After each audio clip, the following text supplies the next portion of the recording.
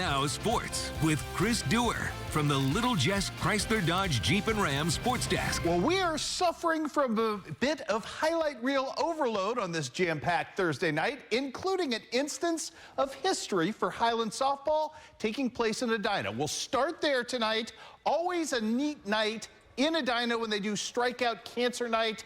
And indeed, it was at least a neat start in this one, but for the visitors more than anybody. Starts in the top of the first right here for Highland. Addie Abel with an RBI double. That scores Kira Rothweiler, who sets a new career runs record. And then Bailey Chris to the plate with her 100th career hit. It is of the RBI variety. Makes it 2-0 Cougars. Here's why we're showing you the highlights. Haley Winter sitting on 16 career home runs. She now has 17. That supplants Becca Scott as your all-time home runs leader. She hit 3 bombs tonight, and along the way also broke the career RBI mark. She now has 105 of those.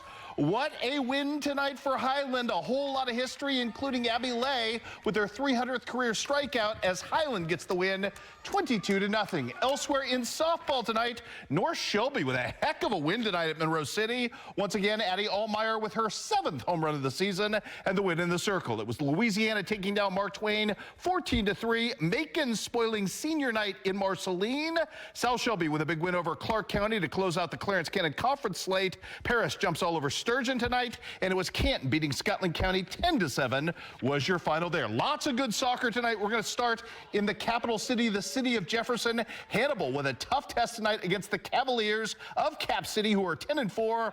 Oh, but man, was Hannibal good in this one. Corner restart from Bodie Rollins. The header for Pearson Parker. It's 1-0 in favor of Hannibal. They're not done yet. More from your reigning student athlete of the week, Mr. Rollins, from distance upper 90. Only he can do this. That makes it 2-0, and then it's Maddox Tharp time. A little slow burn fun in this one, as it would be the Pirates winning 3-0 on the road against a very good Cap City team. Meanwhile, Quincy Soccer Civil War tonight. It was a difference of 2 different halves in this one. How about Carter Hankinson back for Quincy Notre Dame, starting this thing off with an emphatic note with the great save right here.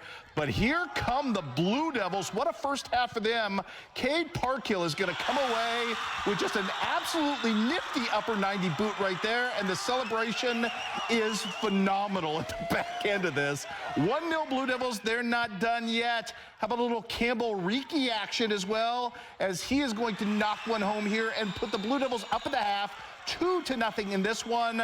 The second half was wild. Quincy Notre Dame scored 3 unanswered goals, and then with 10 minutes left, Quincy High School answers it back to level the game again at 3 apiece. And man, we had ourselves a wonderful finish to this one. I got back in time for 10 minutes left on the clock. Quincy High School a chance to potentially win this. A one-timer opportunity for Andrew Brown that coulda, shoulda, maybe went. Andrew's face tells it all. We ended up with a 3-3 draw tonight in the Soccer Civil War. Some cross-country taking place in Rushville. Don't have all the details, but I can tell you Quincy Notre Dame fared incredibly well, both on the boys and the girls side, with a 1st and 2nd place finish there.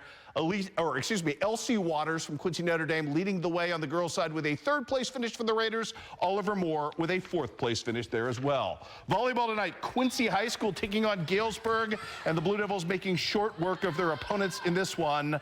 Ayanna Douglas, both with finesse and with force, coming up in your highlight reel.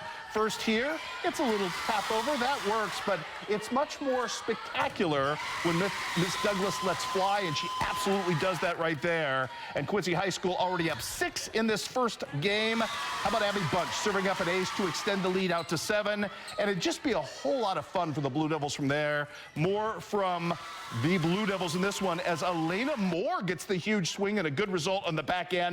And then it's Madison Luce right here, punishing a too powerful set attempt.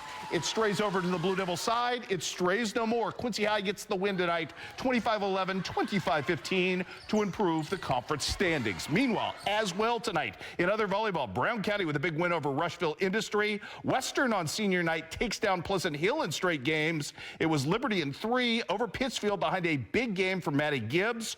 Also tonight, Central in 3 over Unity. Illini West Falls in Wilson 3 to Mercer County. And up in southeast Iowa, Holy Trinity avenges an earlier loss on the season to Central Lee with a big night at the net from Presley Myers, who had 15 kills in this one for the Lady Crusaders. We also had football, believe it or not, on this Thursday night with everything else going on. A pair of 5-win teams in Unity, or 5-loss teams, I should say, in Unity, Payson, and Beardstown squaring off. No playoffs for either of these teams, but a fun matchup tonight. Beardstown driving early in the second quarter, facing 4th and long here. Carson Troutbetter decides he wants to get his team off the field, and you can't do it much more effectively than that with the quarterback sack. First ensuing play right here, Sawyer Allen going to try to take advantage of the momentum, and he does, to Skylar Godshaw right here, who's going to race 70 yards for the first score of the game, makes it 6-0 at that point in favor of Unity. An immediate response from the Tigers in this one, courtesy of Carter Davis,